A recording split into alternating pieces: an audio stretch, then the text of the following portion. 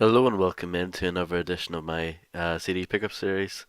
And yeah, let's get into it. I'm coming down with a bit of a cold as I record this, which is great timing. And yeah, I've got a box of tissues here, so excuse me if I need to blow my nose or whatever. But yeah, so we're going to start off very similarly how we started off the last one.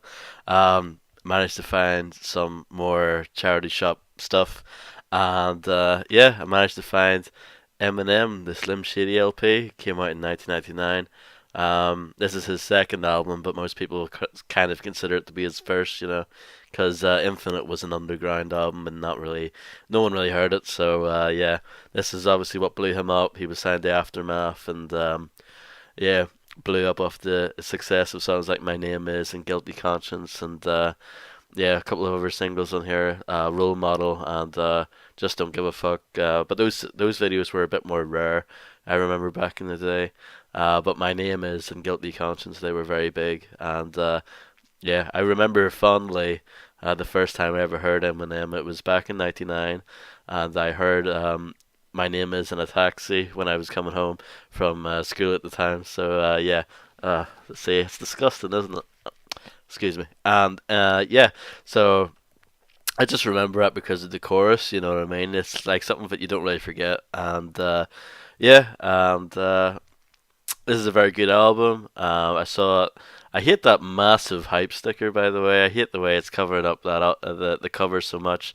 It's something I don't like is massive hype stickers, but yeah, I kind of don't want to take it off though because it's like it's been on there for so long, so I might as well keep it on there. But yeah, very good album. This is the Eminem I like. I like this album, and I like the Marshall Mathers LP the most. I really like this album. I like pretty much all the songs on it. The only one I don't like that much is the song "My Fault." I find that a little bit annoying, but I like everything else on here. My favorite song is probably "Brain Damage," where he's talking about getting bullied by D'Angelo Bailey and all that. Very good song. I also really like If I Had, which I believe was on the Slim Shady EP, which either came out in '97 or '98. I can't remember, but yeah, that was the EP that kind of got him discovered by Dr. Dre. Um, yeah, very good album. Bad Meets Evil as well with Royce the 5'9", and they would eventually make that EP if it came out in 2011, which isn't very good in my opinion. The Hell the Sequel EP. I don't think that's very good. For an album that's called Hell the Sequel, it sounded so polished and so bland. Yeah, very recovery-esque. I didn't really like it. But yeah, this is a great album. Definitely worthy of all the praise that he gets. This is the Eminem I like. So yeah, Slim Shady LP came out in 1999. Here's another one that I found recently, and what's funny about this is that I was listening to well, I'll show it first, but I found this the Dog Pound with 2002. Kind of funny because earlier on the week I listened to Dog Food again and I really enjoyed it. And when I saw this, I was like, yeah, let's go for it. Even though I know this is not an actual album, this came out in 2001, and obviously the whole 2002 thing. It's a reference to Dr. Dre's 2001, or the Chronic 2001, whatever you want to call it. And you know what Death Row was like at this time. You know, they were struggling really hard and they were desperate. And yeah, so they had releases like this, and they had that Snoop Dogg album, the Dead Man Walking album, and all that. You know, just milking money off these artists that are long gone. You know, since left Death Row Records. Yeah, so they're trying to sort of position this as a Dog Pound album, but it's not. It's more of a compilation, and it's basically like songs that were must have been recorded while they were still signed to Death Row. Most of the production on this was done by Daz himself and Cold 187, who was actually the main producer at Death Row at the time. I don't think that lasted that long, but yeah, pretty good production. Like honestly, I really disagree with like the business practice of Death Row, putting out these albums around that time. But honestly, it's actually not a bad album. It's got some pretty good songs on it. The song with Jay Z on here, I'm not a huge Jay Z fan, but I have to say Jay Z was very good on the song. Changed the Game, I thought that was very good. the last song with Snoop, Every Single Day, that's quite good.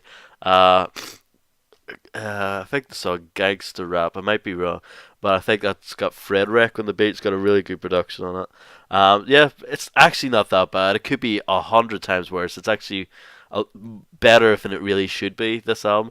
It's weird that hype sticker says on the front, produced by Dr. Dre, but when you look in the liner notes, there's absolutely no mention of Dr. Dre whatsoever.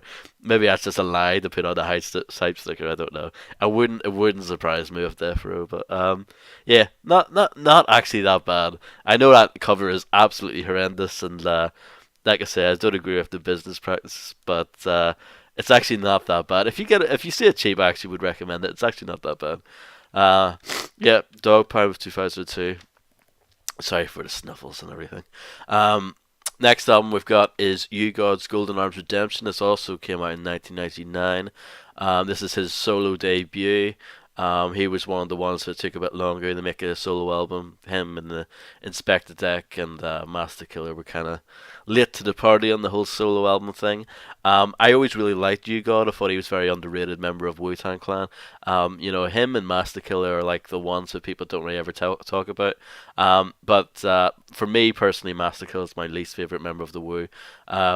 Just because I like him, but the only reason why I think he's my least favorite is because I've always saw him as like a not as good Jizza. You know what I mean? That's kind of how I always looked at Master Killer. But You God, I like lyrically, he's probably the worst, but I always liked his delivery and his style. That this is actually a very good album, kind of underrated in my opinion. I know this album's been long out of print and stuff like that, but yeah, a little bit harder to find compared to most of the Wu-Tang solo albums, but definitely track it down if you get the chance. Most well known for songs like That's Gangsta, which has got a banging true master beat, and the song Rumble, which was on the Wu-Tang Shaolin style video game which came out for PlayStation. In the UK, they called that Wu-Tang Taste of Pain for some reason. Had a different name. And yeah, I like this album. Lay Down is a really good song as well. Yeah, good album. Definitely worth checking out if you haven't. You God, Golden Arms Redemption came out in 1999. So next one I'm going to show off is actually a new album. It is Kool G Rap's latest album, Return of the Dawn. This came out this year, 2017. This would be his, let me think, his fifth solo album. Not counting those stuff he did with DJ Polo. Um, I'm not as familiar with the Giacano story and the riches, royalty, respect, loyalty, respect, whatever it's called, because I don't own those. I know that 2011 album is really hard to get, and the Giancana story has went up in price. It used to be not too bad, but it's really went up in price recently. But yeah, when I saw that G Rap was putting on the album, I definitely wanted to get it. I'm a big G Rap fan, and I do like this album. I think it's pretty damn good. The biggest problem with it is that it's got way, way, way too many features. It's a pretty short album. There's only 11 tracks, and that's counting the intro, so it's like 10. Um, and it's like 38 minutes or something like that. But that's not really the problem. I don't really mind short albums. 456 by Cool G Rap is a short album. But the problem with this is that it's got so many features. There's features on every song, apart from the intro track and the song Time's Up, which is actually very good. But everything else has features, guys like Nori and Lil Fame from MOP, Raekwon, Terminology, a posthumous appearance from Sean Price, Conway and Westside Gun, so on and so forth. And they're all really good features, and they all do their thing. But I just want to hear more G-Rap, you know what I mean? Because he's still got it. Like, he hasn't lost a step at all, he's still very raw, still great lyrics and stuff like that, great flow. He sounds a bit older, but that's just, there's nothing you can do about that. It just kind of makes him sound even more rugged, if you ask me. But yeah, too many features, and I just want to hear more G-Rap. My favorite song in here is probably the song, it's either the song Capitol Hill or Out for That Life, which features Raekwon. One of those two. This is one of those albums, it grows on you more when you listen to it. Like, when you first listen to it, it's good, but you don't really, there's no really standout songs, and you sort of have to listen to it over and over again to sort of pick out moments and stuff like that that are good. But like I said, too many features kind of let this album down, if you ask me. But still worth checking out. Kool G Rap Return of the Dawn came out in 2017. Here's another 1999 album. This seems to be a running trend in this video. It is the Road Dogs with "Don't Be Surprised." This album came out, yeah, 99. Like I said, this is their first and only album, as far as I know. These guys were affiliated with the West Side Connection, Mac 10, and at one point they were actually affiliated with Naughty by Nature. They were featured on the song "Click Out," which was on Poverty's Paradise. And KG from Naughty by Nature actually does one of the beats on here, so that's interesting. But yeah, this is pretty much West Coast gangster shit. The main single "Bouncing" featuring Mac 10. That's a very good song. I really like the song "Gang Bang Shit" as well, which is like a big posse cut. Has Mac 10, Squeak Roo from All From the Eye, and crazy other people like CJ Max on there, and who else is on there? MC8's on there as well. They're not listed on the back. It just says the Who Bang affiliates, but yeah, that's who they're talking about. Very good song. And Murderfest 99 is a very good kind of posse cut as well. If it has lots of people on there, Mac 10, Ice Cube, Boo Capone, MC8. So yeah, those are really good songs. The rest of it is decent, but not up to this caliber of those three songs that I mentioned. Quite a lot of like laid back kind of smooth stuff in here, and I don't think that really works for them. You know what I mean? But uh, not a bad album. Pretty good if you can get your hands on it. It's been out of print forever, and I never ever see people talk about this album. This is like one of those albums that I never see anyone talk about this album, even on like websites like Rate Your Music. Like no one's reviewed it or anything, you know. But Road Dogs, pretty good album. But I prefer some of the other stuff that was affiliated with these guys, like the All From the Eye first album, if it came out in '98, that's much better.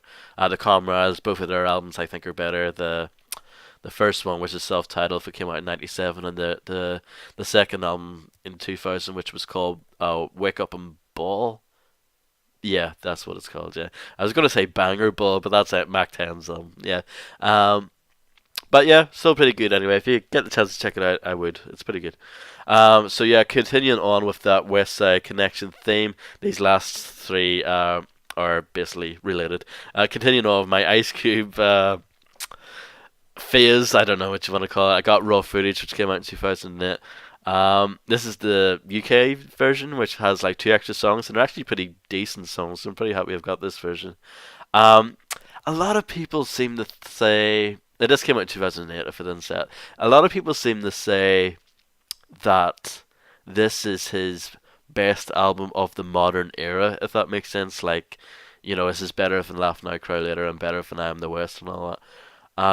I don't really hear it, to be honest. Um, it's not terrible, but it's kind of boring if you ask me. I think a lot of the beats on this album are a step back from what was on Laugh Now Cry Later. Um, yeah, that's my opinion. But the lyrics are slightly better, in my opinion, but the beats are just so bland, and certain songs are just too southern sounding for me. Like I Got My Loc song featuring Young Jeezy. That should be a Young Jeezy song with Ice Cube on it, not an Ice Cube song with Young Jeezy. So a lot of people, I don't know, people seem to like this album. I'm not really a big fan of it at the moment. I've listened to it at least four times, and I still can't really wrap my head around it to see why people like it. But it's not awful, but yeah, like I said, doesn't do much for me.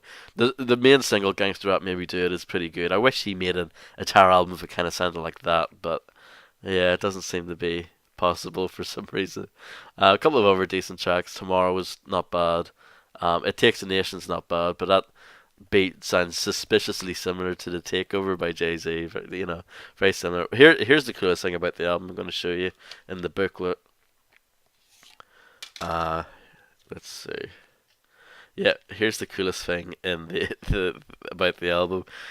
It advertises KD's Ass Gas or Cash and cautions South Central Los Scandalous line. That's just bizarre because those albums have been out of print forever. I don't know, it's really strange. Available on Lynch Mob Records. It's like, oh, really, I was shocked to say that. It really was. And apparently, like, as far as I know, Caution broke up, like, not under the best circumstances with Ice Cube and all that. It's just, I don't know, it's weird. Yeah, so Raw Footage 2008, not a great album in my opinion. It's not terrible, like I said, but it doesn't do much for me. Really long too, so yeah, not great in my opinion. But yeah, that's that. Then I did get Ice Cube's "I'm the West," which came out in 2010. Now people are going to think I'm crazy, but I actually kind of like this album. Don't get me wrong, there's quite a few turds on it. I think I like about half of it, which is not bad for modern Ice Cube. I like about half of it. I really like the song "Life in California" featuring J.O. Felony and Dub C. I think that's a very good song. And there's a couple of other good ones I like as well too. West Coast. I Rap That West is a pretty good single. Drink the Kool-Aid's a dope song. A couple of other ones, yeah. So I actually don't. I actually quite like this album, but there's some turds on it. I hate the worst song on here is probably the song "It Is What It Is." That is so terrible, unbelievably bad. And there's a couple of other bad ones as well, like "Fat Cat." It's pretty bad as well. All day, every day is the definition of filler. But yeah, so it's not great. I wouldn't really fully recommend it. I don't think, but it's got some good songs on it. So yeah, I kind of enjoy it, and the good songs are sprinkled throughout it. So I don't know. It's not I like this one. I think this one's okay. I don't mind this one. But yeah, Ice Cube, I'm the Worst came out in 2010, and then to finish it all off, I got finally got this album, Dub C's Guilty by Affiliation, which of course has Ice Cube on the cover. It says produced by Ice Cube. But he didn't really. He didn't do any of the beats on it. He probably executive produced it, but he didn't actually do any production here. This came out in 2007. This is his third album, his third solo album, not counting the stuff he did with the Mad Circle and the low profile album and all that. I think this is a dope album. He has a better ear for beats than Ice Cube does, and the Dub C's never changed his style. He's still like as dope as ever. So yeah, really like this album. Songs like West Coast Voodoo featured again, that's great. Keep It 100 is a very good song. Yeah, I generally really enjoyed this album. There's a couple of not so great songs. If You See a Bad Bitch, that's a really bad song. Not which is unusual for Dub C. Dub C usually doesn't do bad songs, but that is one of them, I'm afraid. But yeah, good album. Yeah, definitely check it out. Dub C, Guilty by Affiliation, came out in 2007, and that's it. Sorry if I was sniffling and my nose was running and all sorts, but yeah, just wanted to get a video out for you guys. Really appreciate you guys watching as always. Hope you guys enjoyed the video. I know it wasn't terribly exciting, but yeah, hope you guys enjoyed the video, and I'll see you guys next time.